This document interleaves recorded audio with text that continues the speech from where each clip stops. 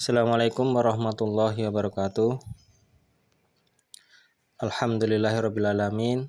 Segala puji selalu kita panjatkan kehadirat Allah Subhanahu wa Ta'ala yang telah memberikan banyak nikmat kepada kita. Salawat dan salam selalu tercurahkan kepada junjungan kita Nabi besar Muhammad Sallallahu Alaihi Wasallam. Baiklah anak-anak, kita memasuki bab berikutnya, yaitu bab akikah dan kurban. Ya.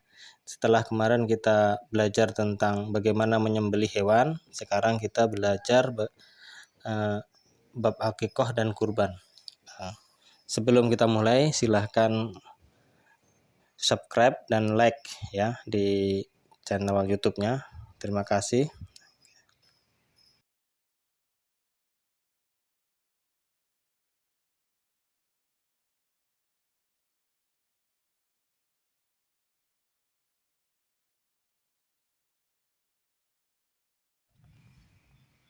Yang pertama adalah akikah. Pengertian akikah itu apa ya? Akikah yaitu adalah menyembelih kambing atau domba sebagai tanda syukur kita kepada Allah Subhanahu wa Ta'ala atas lahirnya anak, baik itu anak laki-laki maupun anak perempuan ya. Akikah ini ya, yang disembelih kalau dia anak laki-laki maka ada 2 ekor kambing atau 2 ekor domba. Sedangkan kalau anak perempuan maka yang disembelih adalah 1 ekor kambing atau 1 ekor domba. Nah ini ya, itu pengertian akikah ya.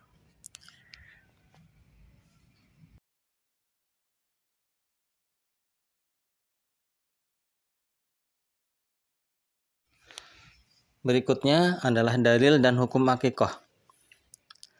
Dalilnya adalah, salah satunya ya ini salah satu dalilnya adalah dari hadis Nabi Shallallahu Alaihi Wasallam, hadis Bukhari dan Muslim yang berbunyi, An Anasin radhiyallahu anhu qala doha Nabiyyu Shallallahu Alaihi Wasallam bikabsyaini akaronaini dahabuha amlahaini biyadihi wasamma wa kabbara wa wada'a rijlahu ala sofahihima rawahul Bukhari wa Muslim.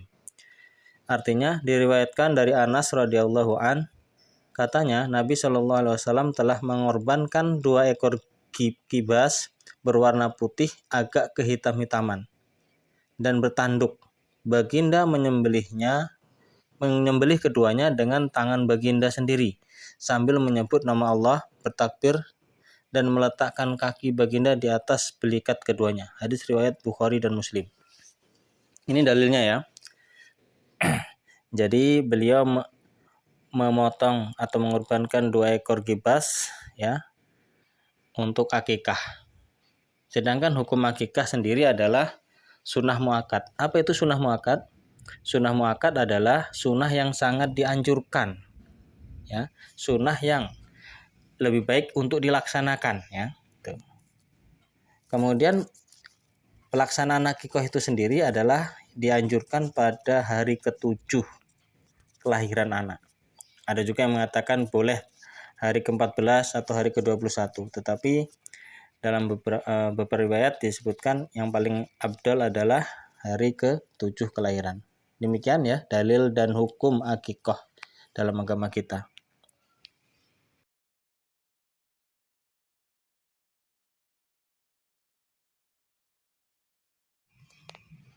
Sedangkan ketentuan hewan akikah ya, atau syarat-syarat hewan untuk akikah adalah, yang pertama adalah kambing atau domba harus dalam keadaan sehat, tidak kurus dan tidak cacat. Ini yang pertama. Yang kedua, kambing atau domba itu telah berumur 1 tahun lebih. Ini ketentuan hewan yang bisa digunakan untuk akikah ya. Tidak cacat, sehat, tidak kurus. Kemudian hewan tersebut berumur lebih dari 1 tahun.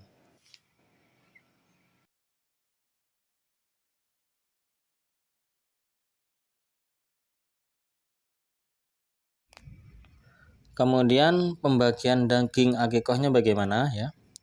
Yang terbaik adalah daging akikah itu dibagikan dalam keadaan masak atau diberikan kepada orang Yang berhak itu dalam keadaan siap santap. Ya, bisa dengan cara kita mengundang atau bisa kita dengan cara kita bagikan. Kemudian siapa saja yang boleh memakan daging akikah? Ya semuanya boleh. Ya, seperti hewan kurban, yang keluarga yang berakikah boleh saja memakannya, tetapi tetap tidak boleh lebih dari sepertiga daging akikah tersebut. Ya. Jadi tidak ada larangan. Ya, semua boleh memakan daging akikah.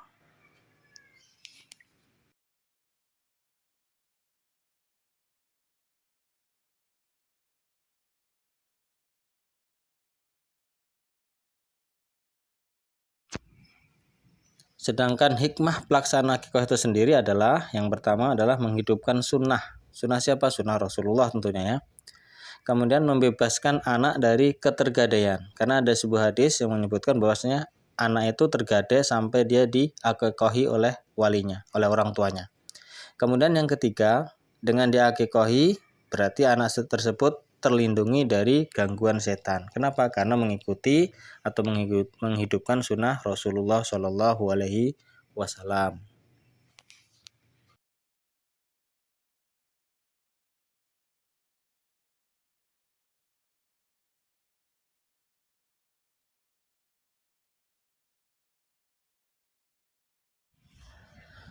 Pembahasan berikutnya adalah tentang kurban. Nah, saya yakin kalian semua tentu tahu ya kurban.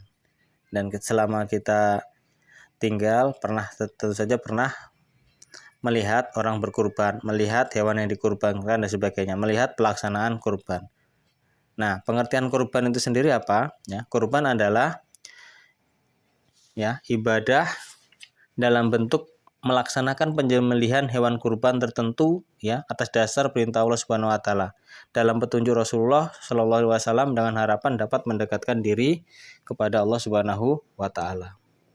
Kalau secara bahasa ya, kurban itu berasal dari qurraba, yaitu berarti dekat. Nah, dekat yaitu tadi mendekatkan diri kepada Allah Subhanahu wa taala dengan cara menyembelih hewan. Nah, itu ya.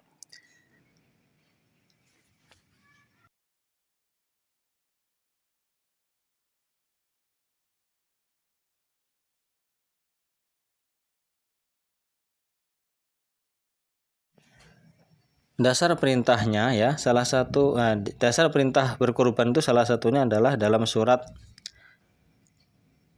Al-Kautsar ya, ayat 1 sampai dengan 3. A'udzubillahi minasyaitonirrajim. Bismillahirrahmanirrahim. Inna a'tainakal kautsar fasholli lirabbika wanhar. Inna syani'aka huwal abtar. Yang artinya sesungguhnya kami telah memberikan kepadamu nikmat yang banyak, maka berdirikanlah sholat karena Tuhanmu, dan berkurbanlah. Sesungguhnya orang-orang yang benci kamu, dialah yang terputus.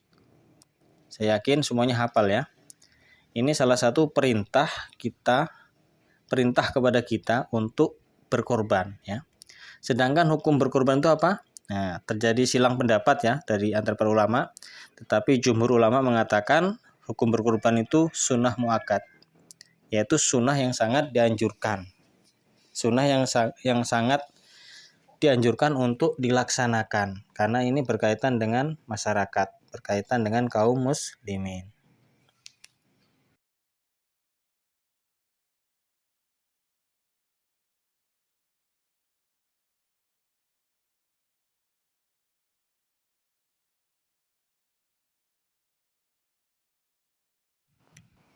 Setelah tahu dalilnya perintah untuk berkurban, nah, tentunya ketentuan-ketentuan hewan yang bisa dikurbankan itu seperti apa ya. Jadi yang pertama yang bisa dikurbankan itu hewannya adalah hewan domba, biri-biri, unta, sapi atau kerbau ya, atau kambing ya. Yang pertama ketentuan hewan kurbannya itu adalah kalau unta itu sudah berumur lebih dari 5 tahun. Kalau untuk sapi atau kerbau itu sudah berumur lebih dari 2 tahun. Kemudian berikutnya kalau kambing juga sudah lebih berumur 2 tahun ke atas ya. Kemudian kalau domba atau biri-biri lebih dari 1 tahun itu sudah bisa untuk berkorban atau telah berganti gigi. Kalau bahasa Jawanya poel ya. Kemudian yang kelima, hewan tersebut harus sehat.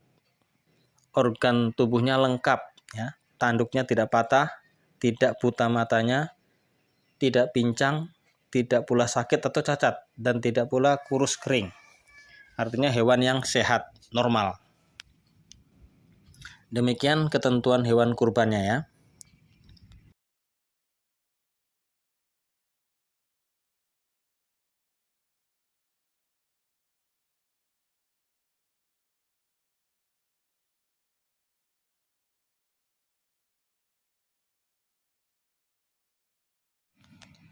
Sedangkan untuk pembagian daging kurban sendiri,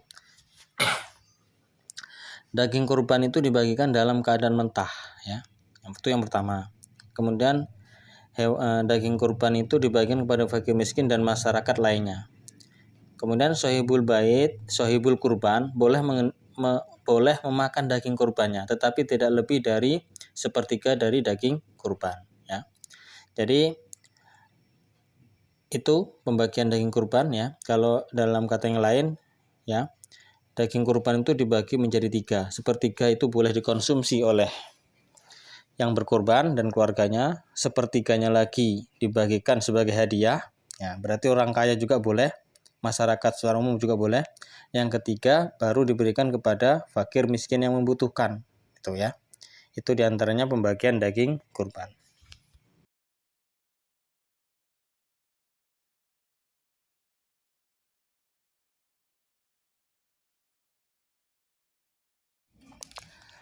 Sedangkan hikmah pelaksanaan kurban ya, yang pertama adalah menghidupkan sunnah para nabi ya, karena ini terutama Nabi Ibrahim alaihissalam, karena yang pertama kali berkurban menggunakan hewan adalah Nabi Ibrahim alaihissalam, diteruskan kepada nabi-nabi setelah beliau sampai dengan diteruskan syariat ini kepada Nabi Muhammad SAW. Kemudian berikutnya ya, ketika kita berkurban itu niatnya adalah untuk mendekatkan diri kepada Allah Subhanahu wa Ta'ala dengan mengikuti perintahnya dan mengikuti sunnah Rasulullah.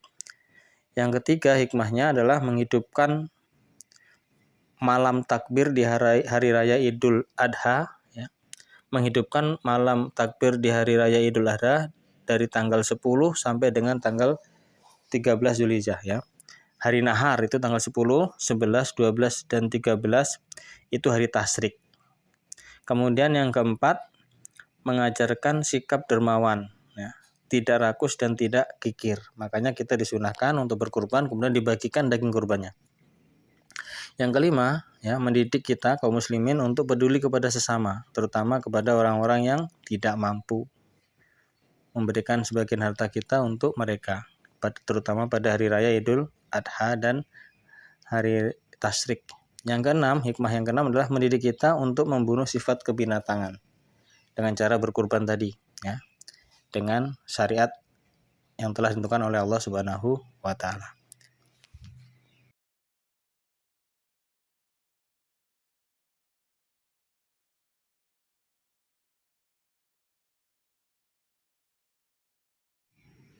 Baiklah anak-anak, demikianlah pembahasan secara singkat tentang akikah dan kurban ya. Untuk yang kurang jelas atau masih samar-samar, silahkan ditanyakan lewat WA ya, atau bisa WA pribadi atau di grup ya. Dan nanti ketika ada tugas silahkan dikerjakan, karena ini ada kaitannya dengan nilai kalian ya. Terima kasih. Billahi taufiq wal hidayah. Wassalamualaikum warahmatullahi wabarakatuh.